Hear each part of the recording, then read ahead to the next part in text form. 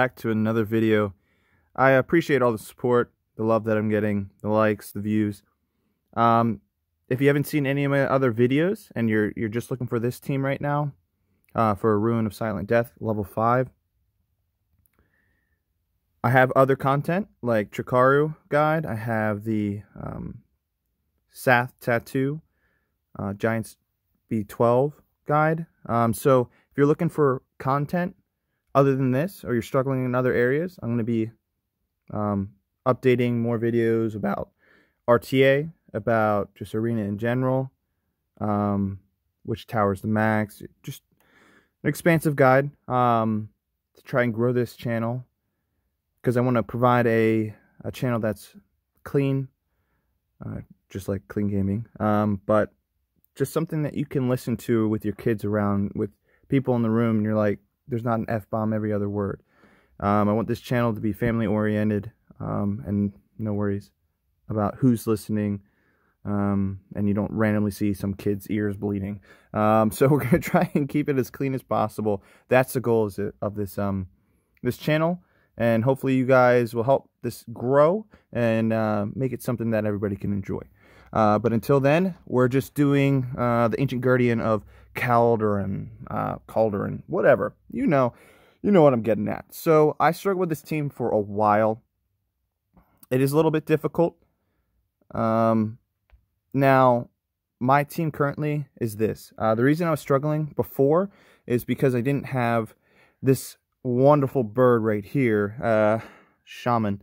So I was struggling trying to build a team without him. But for defense units, because you have to have one of each different, I guess, attribute, and not like the element, but a support, defense, attack, and HP.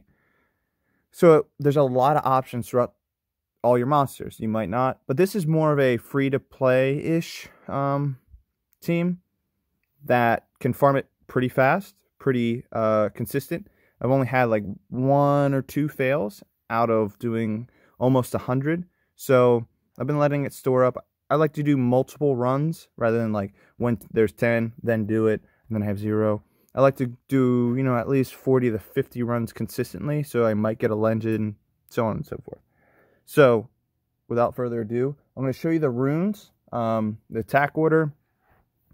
So here we go. So, with Lauren, I wish I could have put a little bit more defense on her, but decent accuracy, decent HP, doesn't have to be perfect. Wish I could have had her on Vio Will, but the spare runes that I have, that's what it kind of is. This is my Vigor. Doesn't have to be as well ruined as this one. This one's pretty decent. So he's tanky, fast, and a decent amount of HP. And his 24% on the recovery on skill 2. So I try to deck him out as much as possible for Siege. Next is the Fran.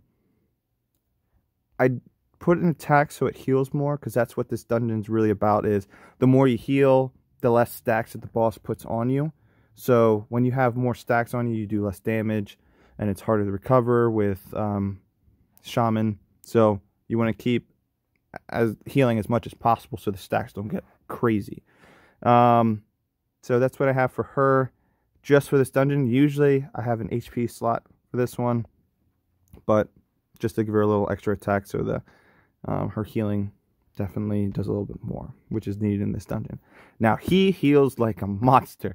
He's amazing, and I struggled with building him for a while because it's a lot of investment. But he's not only used for here. You technically can use him for Necro. Don't suggest it. Trikaru plus a Rauk and a Lapis works really well. But I'll be making a guide for that as well. But he's not just a one-trick pony. He does work really well if you're really searching for the Swift runes, ancient Swift runes, or he works in Tohal. So against dark bosses, he does crazy amounts of damage. This is his stats.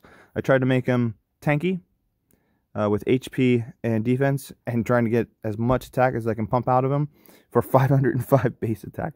It's crazy low, but we're able to manage because you get artifacts that can put a little more damage in there. I don't have him fully maxed in skill. This will reduce the cooldown to 2, but it's still really safe. So without further ado, we'll get into it. I'll manual it first to kind of show you the thought process of it. So first, you know, she's lighted tribute. He'll probably use her third, but I'm not going to use it. These trash waves are exactly that. Pretty trash. Not hard. So he heals a lot in the boss phase. So he really keeps your team with very minimum stacks. Okay. You're saying that's not a lot of damage. Just wait. When he does, if you look at his passive the next time he comes around, didn't get to see him, but he does. I think it's 100 extra crit damage or something like that. Something crazy. Something crazy. You're like, oh man, to dark. So you can see I was doing like 20,000, whatever. Does 50? Yeah, 100%. That's a lot. And the damage you receive also reduced by 50. 46,000. That's nuts. That's bananas. But no, we're all gonna die. But well, we're all healed for 13k. So he's just another hero. This team is all healers except Lauren. So for this one, this stage, I go for Sath, because he can put heal block on you, and then it's just a nightmare. It's an absolute nightmare. So let's put a attack buff on, poke him a little bit, but Shaman should do the rest. Yeah. So those stacks right there, you got 9, 15, 16, 9. It's by the damage that he does to you, plus stupid Lulu. Leave him alone. I want to put... Let's get some of these out to 0. She laps him. Let's see how much damage he does on his second. Yep. So that's why he's perfect for this team. That skill doesn't heal. And so skill 1 is sometimes better. But for this one, I also go for... I think I go straight boss. I think you can... Let's look at the phase 2. Go to the left. So I'm trying to take out Arnold because he can do heal block as well. Any type of heal block you want to kind of take out right off the bat, because if you don't kill the boss right away, it's kind of a pain. So you heal up, she'll heal up, heal herself, why not? Get it to 0, put defense break on, and let Shaman do his thing. Okay, heal block on the boss is fantastic because, oh man, he can get pretty annoying with healing himself. So when he goes after him, he puts a shield on himself by the damage that he does. But if he attacks Shaman, he's not doing any damage at all, really, because he has reduced damage by 50% from Dark. So, and to this one, I always go for Kadiz, because he can get pretty annoying with branding. He's going to attack your light monster, so it's just not favorable. So let's heal up. Attack him again. I probably should attack the boss, but whatever. So we'll use skill 1 to kind of heal everybody, just to show. So he heals crazy amounts. Put defense break. Vigor is also great because he can put heal block, just like Lauren. Just heal yourself. Do skill 1. I could have probably dropped him with skill 2, but it is what it is. Boop, boop, boop. And then we'll try an auto, just to show you that it is actually safe. Yeah. All right, 49k. Great damage. You saw him the first wave. He dropped him like a sack of potatoes. So this video is going a little long, but we'll do just one quick auto so you can see that it's not just a fluke. It actually does run properly. I do like Lauren going first so she can apply that defense break, attack buff, and then Vigor goes whether he does the third skill, second skill, doesn't really matter. You don't have to have these stats but I just built it so it's more reliable. Less stats obviously means more fails. So try your best, but it's not necessary. And since these, a lot of people are like, I gotta auto it. I have to auto it. It's not the case. If you're willing to put like 30 minutes into just being at your phone, you're waiting in a doctor's office, you just got nothing to do, just manual it. 1, it's a lot safer that way. 2, this energy regenerates every 2 hours, so there's no rush. It's not like, oh, I can buy a bunch of packs to get me more energy. When that time comes, yeah, auto is going to be important, but I don't see that coming in the near future. So with that said, yeah, that does so much damage. With that said, there's no pressure to actually auto it unless it's necessary, your busy life. We get it. It's how the game goes. But yeah, the runes just help with the consistency of the team.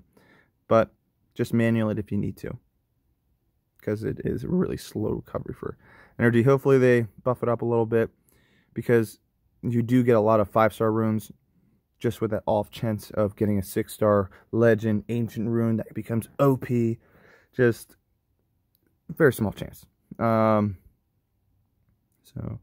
as you see, very consistent. This is a stage that's the most questionable.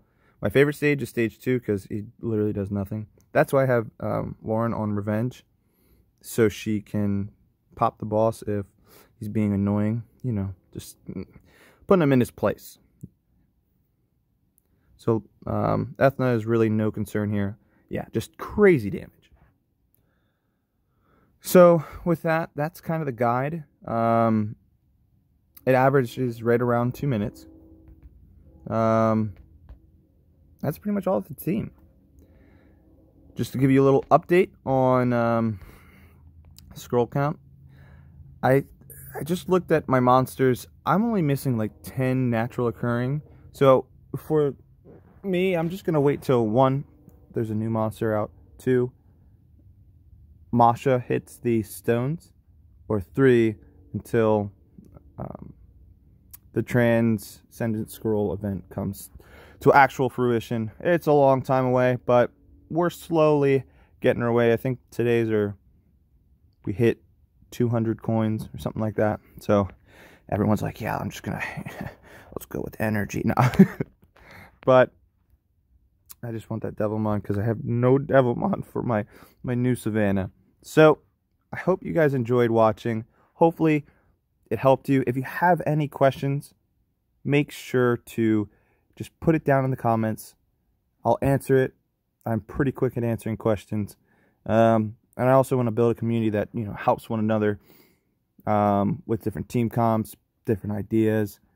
And maybe you guys can give me some feedback on maybe something I should do differently, how to present these videos better. I am very open to critique. I want to be better. So without further ado, I will see you guys in the next video, but please like, comment, subscribe, and as always, keep it clean.